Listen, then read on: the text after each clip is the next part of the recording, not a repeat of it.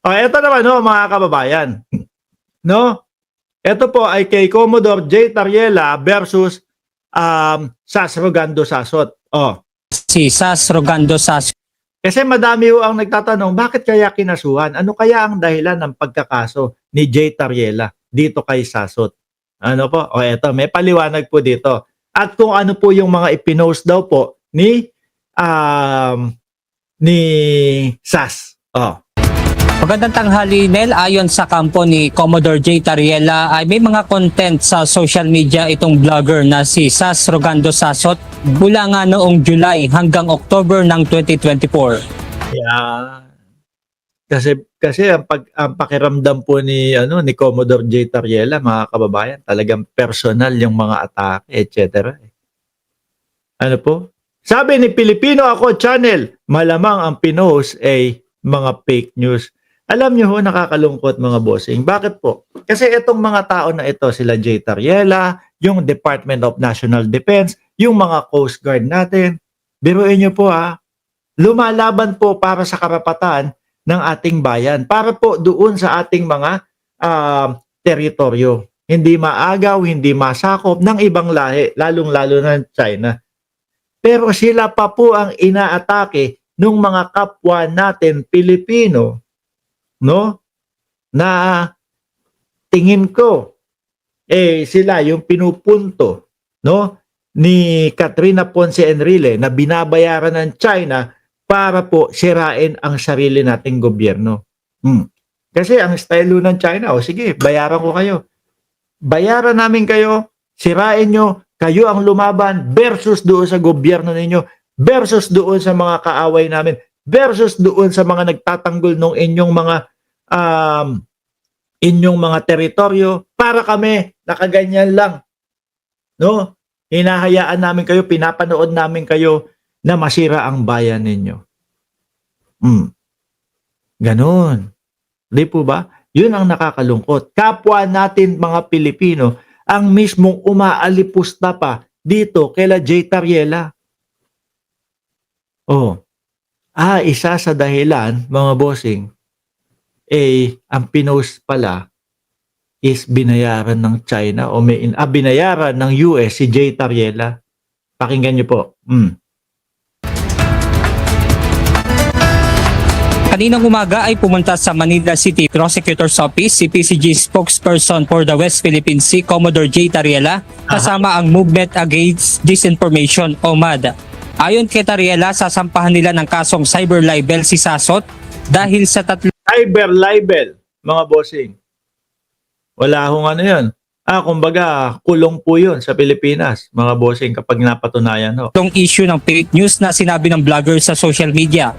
Una ay ang may natanggap umanong $4 million si Commodore Tariela na talent fee mula sa Amerika. Kumbaga, sige, pilitin mo na ipagtanggol mo ang bansang Pilipinas. Pilitin mo na ipagtanggol ang West Philippine Sea. No? Tapos, ang sasabihin nila, may natanggap na talent fee sa US. Parang layo naman, no? Itong mga tao na to, ginagampanan lang ang kanilang tungkulin, mga bossing, para po manatili ang karapatan kung alin ang atin. Dalawa ay ang sinasabi naman ng vlogger na may kinuha umano si Tariela na 3 bag na may lamang pera mula sa Diyos ko po, yung mga fake news nyo bang mga DDS, hindi ba pwedeng updated? Naalala nyo yung sa Congress naman ho, mga kababayan, no? Merong mga gumawa ng edit na picture. Ang binabanatan naman doon, si Martin Romualdez, si House Speaker Martin Romualdez. Nilagyan ng tumpok-tumpok na pera, tapos nakaganon. Tapos may congressman sa harap. No? Yung mga fake news ho nila, mga bossing, pang 19 kopong-kopong, yung tipo pong mga sinaunang Pilipino, sinaunang tao ang mga maniniwala ho. Bakit? Ngayon ho, mga bossing, ang binanggit daw ni Sas, meron daw kinuha 3 bag na pera si Tariela. Atras ko ha. Oh. Nasabi naman ng vlogger na may kinuha umano si Tariela na 3 bag na may lamang pera mula sa bahay ni House Speaker Martin Romualdez. Ayan. Hindi ba pwedeng, oy Jay, no? Tumawag ako sa iyo ba? Oh, tumawag ako sa iyo. No? Pinahanda ko na yung manager's check. Iabot na lang nung sekretarya ko sa iyo. Naka-envelope 'yun. Oy Jay, nasa akin na yung bank account mo.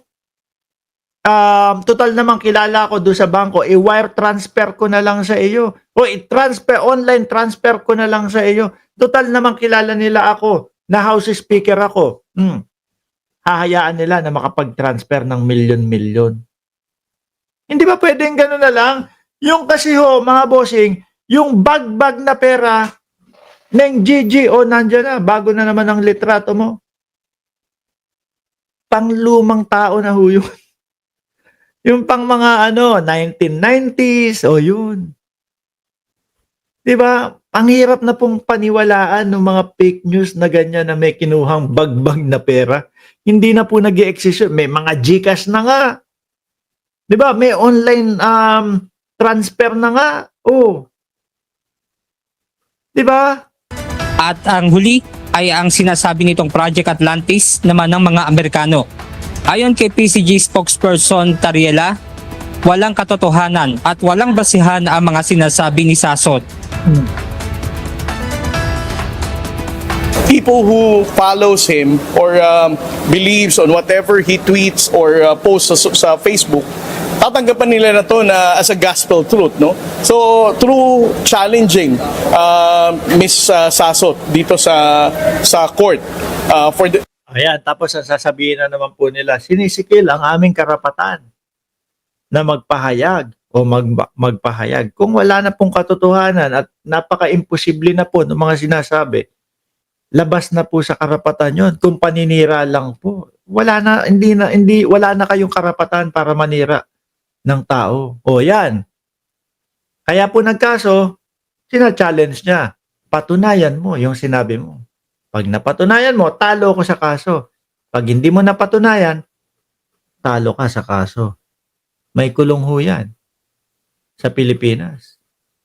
Sabi ni Master Chief, balik Marcoleta tayo. Ayaw mo na siya doon. Oh. for him to produce evidence to say na factual at totoo yung ipinagpo-post niya na yan, I think this is the proper venue. Correct. O, di ba? Tama naman ho. Tapos ang sasabihin na, ganito ba ang laban ninyo kapag kaming mga vlogger, alam nyo, wala kaming laban. Kayo, yung mga nasa posisyon. Kakasuhan nyo na lang kami. Baka kasi lagpas na doon sa mga karapatang pantao yung mga ginagawa ninyo. Ang Movement Against Disinformation naman nanindigan na ang fake news na ipinapakalat ni Sasot ay hindi lamang personal na paninirang puri kay Tariela. Bilang isang opisyal ng pamahalaan, ang mga ibinabatong ito sa kanya ay nakakaapekto na rin sa national interest.